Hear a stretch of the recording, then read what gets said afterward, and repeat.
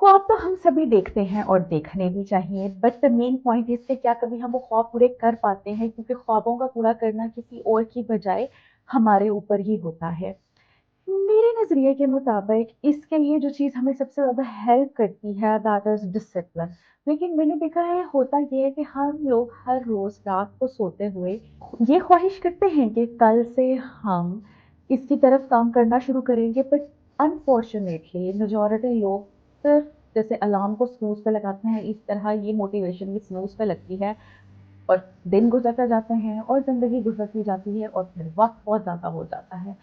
तो अपनी इस वीडियो में मैं उन 5 हैबिट्स की ज़िक्र करूँगी आसान अल्फाज में, जिनके ऊपर अगर हम अमल करेंगे, जिन्होंने मुझे बहुत ज़्यादा फ़ायदा दिया है, तो हम एक डिसिप्लिन लाइफ की तरफ जा सकते हैं। क्योंकि मेरे मुताबिक मोटिवेशन से भी ज़्यादा जो चीज़ ज़रूरी है वो है डिसिप्लिन। तो my first point is clear goal set. हमारे गोल्स बहुत क्लियर होने चाहिए, क्योंकि जब तक उनके अंदर कंफ्यूजन होती है हम कोई भी उसके ऊपर उस तरीके से मेहनत नहीं कर पाते। और एक दफ़ा जब आपने डिसाइड कर लिया है कि ये मेरा गोल है, तो फिर उसको छोटे छोटे हिस्सों में डिवाइड कर दें। लाइक आपका वीकली अचीवमेंट क्या है, आपकी मंथली अचीवमेंट क्या है, और एक साल के अंदर आप अपने आप को कहाँ पे देखते हैं। एंड आई वुड सजेस्ट कि बहुत बेहतर है अगर आप ये चीज़ें लिख लें।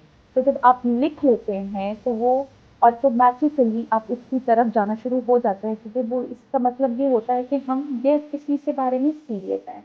तो ट्राई करें कि अपने गोल्स लिख लें और उनको वीकली बेसिस पे डिवाइड करके लिखें and then set an alarm every week और फिर अपनी प्रोग्रेस को मॉनिटर करें। I think this is the easiest way to check if are you really moving towards your goal। और इससे होता ये है कि जब छोटे-छोटे माइलस्टोन्स हम अचीव करते हैं, तो हम डेफ़िनेटली मोटिवेट हो रहे होते हैं कि येस कोई अचीवमेंट है जो हमें मिल रही है, और उस एनर्जी के साथ फिर हम नेक्स्ट माइलस्टोन अचीव करने की तरफ जाते हैं। And I think the life is like this कि हमें माइलस्टोन्स को सेट कर लेना चाहिए ताकि हम खुश भी रहें और अपने गोल्स की तरफ भी मूव करते जाएँ। So now coming to the second habit that is morning routine. मैं मॉर्निंग रूटीन पे बहुत ज़्यादा ज़ोर हमेशा इसलिए देती हूँ, क्योंकि मैंने देखा है कि लेट नाइट जाग के भी वो काम करने से मॉर्निंग रूटीन ने मुझे हमेशा बहुत ज़्यादा हेल्प किया है। क्योंकि इस तरीके से होता ये है कि हमारी बॉडी सर्केडियन रिदम को फॉलो कर रही होती है, यानी कुदरत के साथ चल रही होती है, और डेफिनेटली आपकी प्रोडक्टिविटी बहुत ज़्यादा हो जाती है। लाइक आप कम टाइम में ज़्यादा काम कर सकते हैं और आपको at the end of the day लग रहा होता है कि मैंने आज के दिन में अचीव कर लिया है। सुबह उठें और सोचें कि आज हमने क्या करना है, और रात को सोते हुए देखें कि क्या हमने ये काम कर लिया है। That definitely will help you moving towards your goal. My third point is distractions. Distractions आजकल तो बहुत ज़्यादा है, मतलब मुझे लगता है जैसे जैसे दिन गुजरते जा रहे हैं डिस्ट्रैक्शंस उतनी ज़्यादा होती जा रही हैं। तो डिस्ट्रैक्शंस को कम कैसे किया जाए?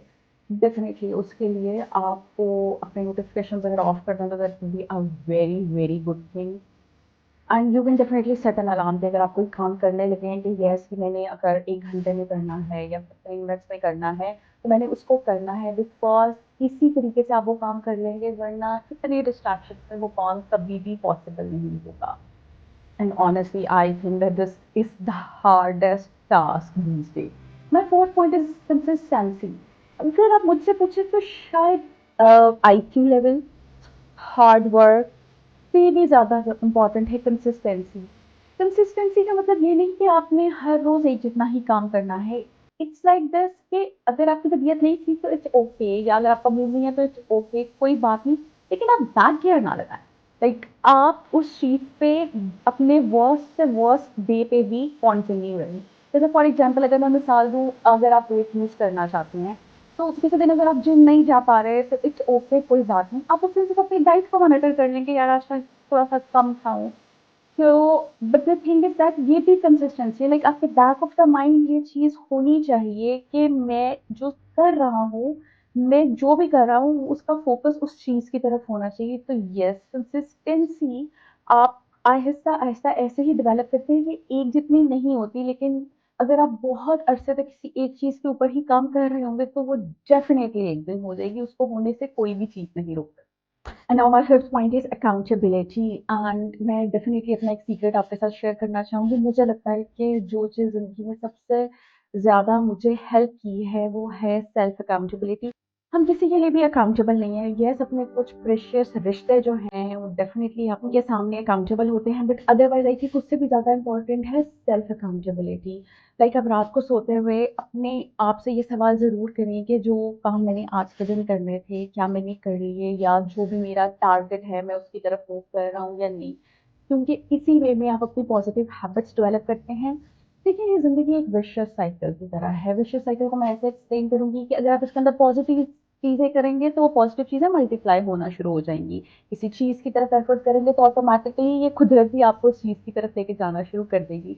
लेकिन जहाँ पे सेल्फ डाउट आ जाता है, अकाउंटेबिलिटी नहीं होती है और हम एक नेगेटिव सर्कल में चले जाते हैं कि भई ये तो होगा ही नहीं और मैं ये काम कर ही नहीं सकता, या ये पॉसिबल ही नहीं है। तो डेफ़िनेटली ये कुदरत भी यही मैसेज रिसीव करती है कि ये काम नहीं होगा, हम ये काम कर ही नहीं पाएँगे। तो प्लीज़ अपने पॉज़िटिव साइकिल सेट करें और फिर आप देखिए कि डेफ़िनेटली मिरेकल्स इसी दुनिया पे होती हैं। So coming to the end of my video today, और मैं सिर्फ ये कहना चाहूँगी कि ज़रूरी नहीं कि आप ये पाँचों हैबिट्स एक साथ स्टार्ट करें, लेकिन अगर आप एक से भी स्टार्ट करें और फिर दूसरे पे जाएँ और तीसरे, तो आहिस्ता-आहिस्ता आप अपने टारगेट की तरफ जाना शुरू हो जाएँगे। एंड आई बिलीव कि हम सब अपने आप को ये ओव करते हैं कि हम वो चीज़ें अचीव करें जिनके हम ख्वाब देखते हैं। And very good luck to you. मेरी होपफुली मेरी वीडियो आपके लिए फ़ायदेमंद साबित होगी, एंड टेक केयर।